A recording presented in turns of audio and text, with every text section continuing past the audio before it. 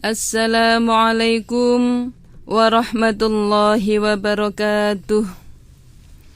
Bismillah, alhamdulillah, nahmaduhu hamdan katsiran la ghayah, wa nashkuruhu syukran aziman bila nihayah, wa nusalli wa nusallim ala khairin nabiyyi arsalah, wa ala alihi wa sahbihi wa man tabi'alah. Amma ba'd. Pendengar yang berbahagia, alhamdulillah kita bersyukur kepada Allah sampai dengan pagi hari ini kita masih diberi usia panjang oleh Allah.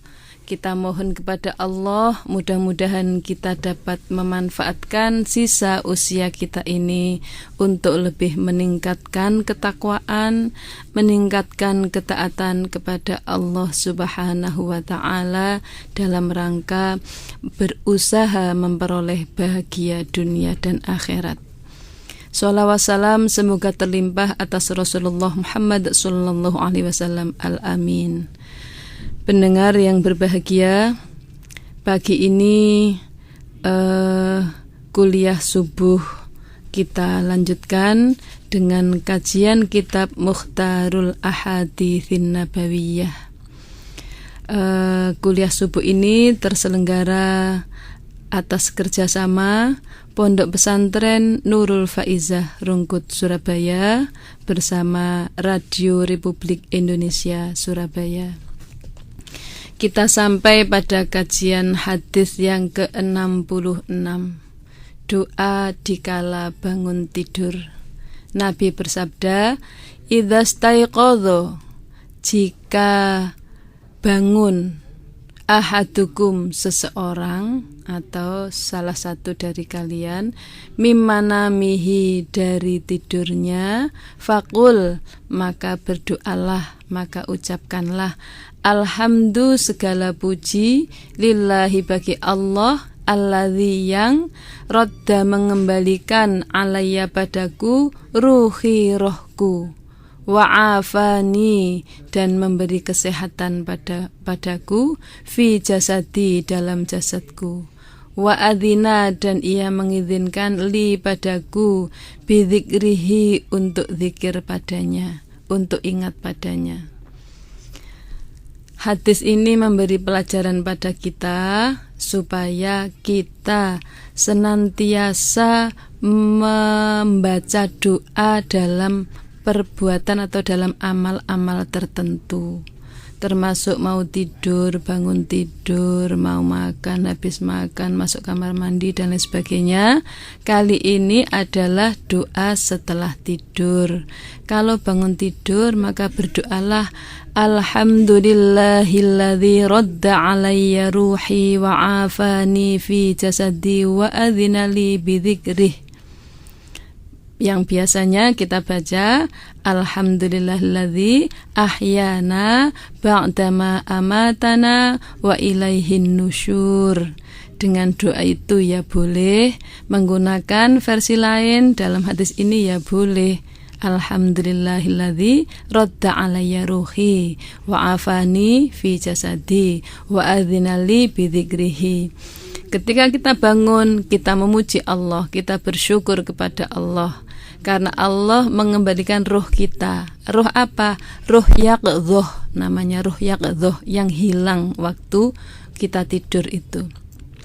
Roh yaqdhah itu roh kesadaran. Kalau roh itu nggak dikembalikan ke kita, ya nggak bisa bangun, nggak bangun-bangun. Kalau roh itu dikembalikan pada kita, maka kita bangun. Kita minta dibangunkan jam 3, roh itu dikembalikan pada diri kita jam 3. Alhamdulillah, kita memuji pada Allah. Dan kita juga bersyukur kepada Allah karena telah memberi kesehatan, memberi pemeliharaan pada jasad kita. Dan kita bersyukur juga pada Allah karena dengan bangun itu maka masih kita diberi kesempatan untuk zikir. Bukankah kalau kita bangun pagi hari, itu yang kita kerjakan adalah segera bersuci ke kamar mandi, kemudian melakukan sholat. Kalau belum subuh berarti sholat tahajud, kalau sudah subuh berarti sholat subuh. Itu kalau tidur malam bangun pagi. Kalau tidur siang, Nabi itu memberi ajaran pada kita namanya ada qailulah. Qailulah itu tidur sebentar siang hari setelah sholat zuhur itu.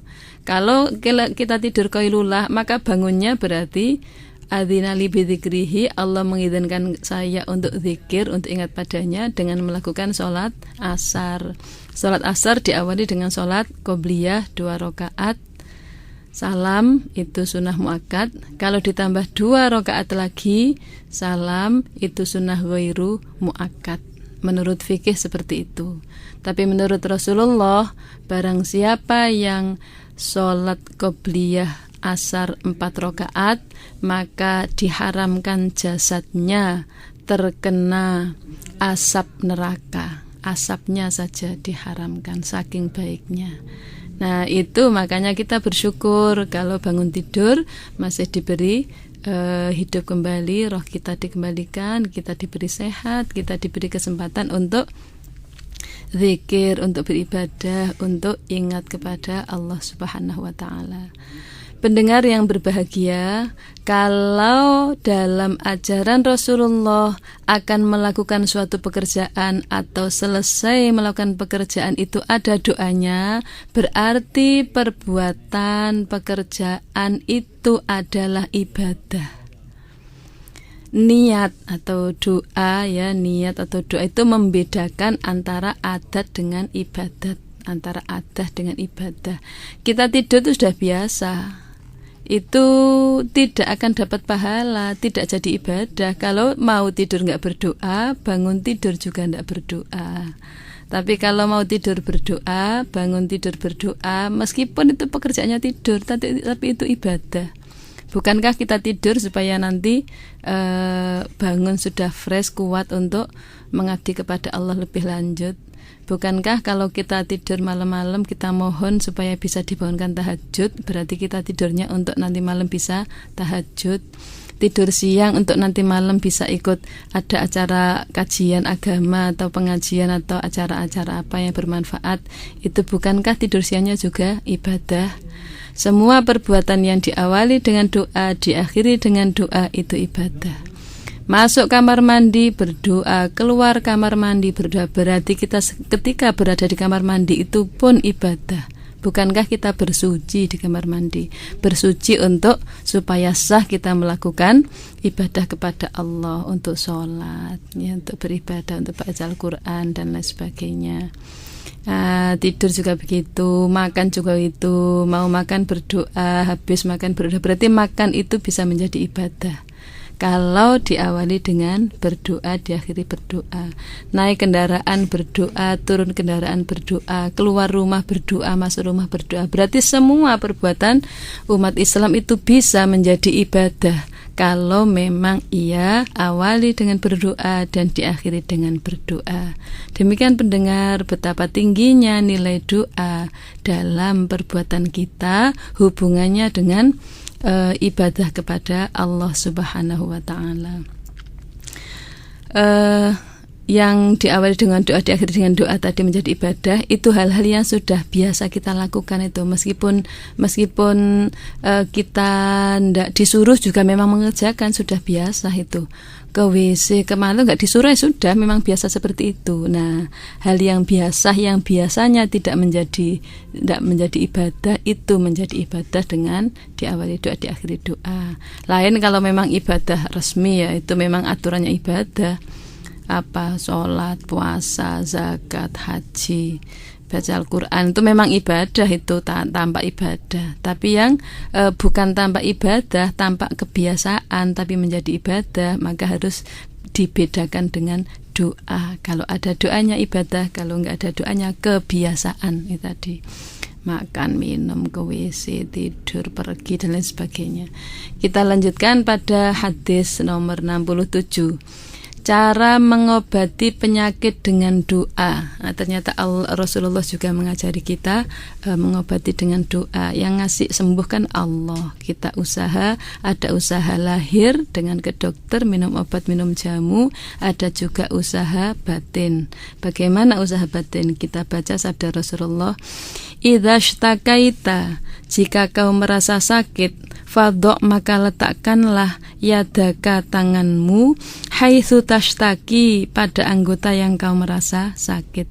Tsummakul, kemudian berdoalah, kemudian ucapkanlah Bismillahi, dengan nama Allah, a'udzu, aku berlindung, biizzatillahi, dengan biizatillah, dengan keagungan Allah atau dengan kemuliaan Allah, wa qudratihi, dan kekuasaannya, min syarri ma, dari kejelekan sesuatu yang ajidu, aku temui, mi waja'i, dari sakitku ini, min waja'i hadza, dari sakitku ini, tsummarfa, kemudian angkatlah yadaka, tanganmu, tsuma'id, lalu ulangilah, dzalika, demikian itu, witron, dengan hitungan ganjil.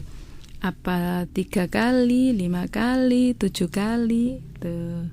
Nah, Rasulullah memberi ajaran pada kita, kalau kau sakit maka usahalah untuk sembuh. Salah satu usahanya usaha batin, mohon kepada Allah dengan berdoa. Caranya, tangan kita taruh pada anggota yang sakit. Kalau sakit gigi ya taruh di daerah gigi. Yang sakit dadanya taruh daerah dadanya pada anggota itu. Lalu mengucap Bismillahi a'udzu bi'izzatillah wa qudratihi min syarri ma ajidu min waja'i hadza. Itu saja. Bismillahi a'udzu bi'izzatillahi wa qudratihi min syarri ma ajidu min waja'i hadza. Dengan nama Allah, aku berlindung kepada Allah yang Maha Mulia dan Maha Kuasa dari kejelekan yang aku temui sakitku ini. Dari kejelekan sesuatu yang kutemui dari sakit ini. Nah, berarti mohon supaya dihindarkan dari sakit itu, dari penyakit itu. Lalu tangannya diangkat berarti sudah ndak pegang anggota yang sakit tadi. Tapi diulangi seperti itu. Berapa kali? Dengan hitungan ganjil. Boleh dengan 3 tadi, 5 atau 7. Insya Allah akan disembuhkan sakitnya oleh Allah Subhanahu wa ta'ala, dengan izin Allah Subhanahu wa ta'ala. Karena pada hakikatnya yang memberi sakit, yang memberi penyakit, dan yang menyembuhkannya adalah Allah Subhanahu wa ta'ala. Tetapi Allah menyuruh kepada manusia supaya berusaha. Maka kalau kita sedang sakit, supaya berusaha pula. Ada kalanya kita pergi ke dokter, ada kalanya kita beli obat di apotek karena sudah tahu obatnya, karena sudah terbiasa sakit itu, lalu obatnya itu. Atau kita beli jamu, atau kita ngerebus daun apa, daun sirih atau daun dewa atau daun apa itu. Nah, direbus, diminum, bismillahirrahmanirrahim, maka Allah akan memberi kesembuhan. Jadi sebenarnya menurut teori Islam tidak ada obat yang tidak disembuhkan oleh Allah. Hanya saja secara ilmiah ada penyakit tertentu yang manusia belum menemukan obat yang menyembuhkannya. Tetapi apa sabda Nabi? Likulli da'in dawaun. Setiap penyakit itu ada obatnya. Jadi bisa sembuh antara lain dengan lantaran lahiriah, minum obat, minum jamu, ke alternatif ke siapa aja usaha bisa membantu kesembuhannya. Ada juga yang langsung mohon kepada Allah. Kalau dia memang orang yang serajin ibadah, dekat dengan Allah, insya Allah dikabulkan. Termasuk ini tadi doanya, Bismillah a'udzu bi'izzatillah wa qudratihi min syarri ma ajidu min waja'i hadza. Mudah-mudahan pendengar yang sedang sakit bisa melihat pada hadis kitab Mukhtarul Ahadits Nabawiyah ini, hadis yang ke-67, doa dari Rasulullah, resep Rasulullah supaya kita sembuh dari sakit. Selanjutnya hadis nomor 68. Doa dikala ditimpa musibah. Idza asoba, jika mengenai ahadukum seseorang musibatun musibah, maksudnya ahadakum ini. Idza asoba, jika mengenai ahadakum pada salah satu dari kalian musibatun musibah, falyaqul, maka ucapkanlah inna lillahi wa inna ilaihi raji'un. Inna, sesungguhnya kami, lillahi milik Allah, wa inna, dan sesungguhnya kami, ilaihi, kepadanya lah, raji'un, orang-orang yang kembali. Allahumma, ya Allah, indaka, di sisimu, ahtasibu, aku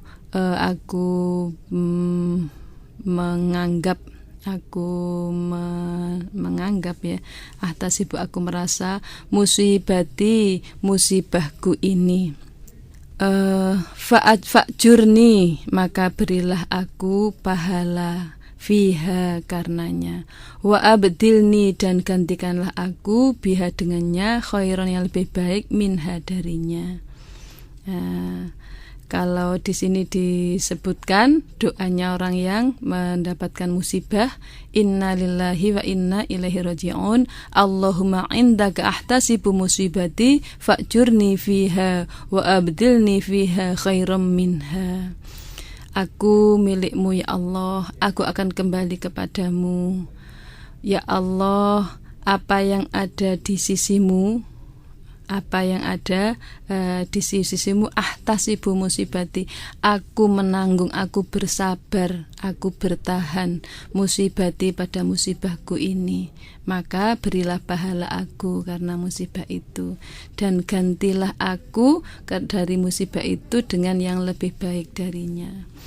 Hadis ini merintahkan pada kita agar berirtija, mengucapkan kalimat inna lillahi wa inna ilaihi raji'un. Barang siapa yang mengucapkan doa tersebut sewaktu tertimpa musibah, maka Allah akan memberinya pahala yang berlimpah. Tetapi dengan syarat, yaitu hendaknya ia bersabar, dan dalam sabarnya itu ia mengharapkan pahala dari Allah Subhanahu wa ta'ala. Sehubungan dengan ini, Allah berfirman dalam surat Al-Baqarah ayat 156 157. A'udzubillahi minasyaitonir rajim. Alladzina idza asabathum musibatun qalu inna lillahi wa inna ilaihi raji'un. Ulaika 'alaihim shalawatun mir rabbihim wa rahmah wa ulaika humul muhtadun. Alladzina, yaitu orang-orang, idza asobanhum, jika menimpa pada mereka musibatun musibah, qalu, mereka berkata, inna lillahi, sesungguhnya aku milik Allah, wa inna, dan sesungguhnya aku, ilaihi, kepadanya lah, raji'un, orang-orang yang kembali. Ulaika, mereka itulah, alaihim, atas mereka, sholawatun, rahmat yang sempurna atau sholawat, mir rabbihim, dari Tuhan mereka, wa rahmatun, dan kasih sayang, wa ulaika, dan mereka itu, hum, mereka, al-muhtadun, orang-orang yang mendapatkan petunjuk dari Allah Subhanahu wa ta'ala. Dan dianjurkan pula hendaknya di dalam doanya itu ia memohon kepada Allah Subhanahu wa ta'ala pengganti yang lebih baik dari apa yang hilang darinya, pengganti yang lebih baik dari penyakit yang ada, berarti sembuh dan lebih baik lagi. Insya Allah apabila ia menetapi syarat-syarat di atas, Allah akan menggantikan yang lebih baik untuknya setelah sakit itu. Nah, seperti itu para pendengar yang berbahagia. Ternyata apa yang diberikan Allah kepada kita berupa musibah, berupa kesusahan, berupa sakit, berupa sedih, berupa ujian apa saja, itu adalah dari Allah. Maka kita harus mengucapkan kami milik Allah dan kami akan kembali kepada Allah. Ya Allah, apa yang Kau berikan kepada saya dari sisimu, aku berusaha untuk bisa bersabar ya Allah. berupa musibah ini. Maka berilah pahala saya ya Allah, gantikanlah musibah itu dengan yang lebih baik. Dengan demikian membantu hati kita untuk lebih kuat, untuk lebih bisa bersabar, untuk bisa lebih ridho, ikhlas menerima musibah dari Allah. Bukankah Allah itu maha sayang kepada kita, sangat sayang.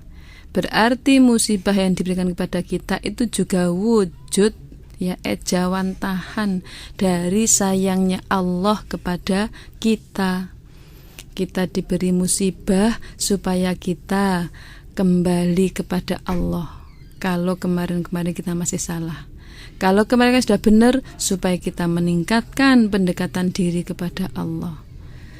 Kalau orang diberi musibah, itu mesti dia akan malam hari bangun mohon pertolongan pada Allah, bahkan siang hari puasa, supaya Allah menolong kita, menolong dia yang mendapat musibah itu. Begitu musibahnya sudah hilang, ia tetap dalam ketaatan kepada Allah. Ia terbiasa dengan bangun malam, dengan puasa siang hari. Maka lantaran musibah itu pula kan, pada akhirnya kita menjadi orang yang lebih baik daripada sebelumnya. Sebelumnya tidak pernah tahajud, tidak pernah puasa, tapi dengan diuji mungkin dari suaminya, dari istrinya, dari anaknya, dari kesehatannya, dari hartanya, dari tetangganya, dari teman sejawatnya. Demikian itu agar kita lebih baik daripada yang sudah kita lakukan selama ini. Seperti orang kalau supaya bisa naik kelas mesti harus diuji dulu. Demikianlah para pendengar RRI yang berbahagia, apa yang kita bahas pada pagi hari ini mudah-mudahan bermanfaat untuk kita. Kita belajar setiap akan melakukan apa saja berdoa. Kalau kita sakit berdoa, kalau kita dapat musibah berdoa. Insya Allah semuanya adalah kebaikan saja.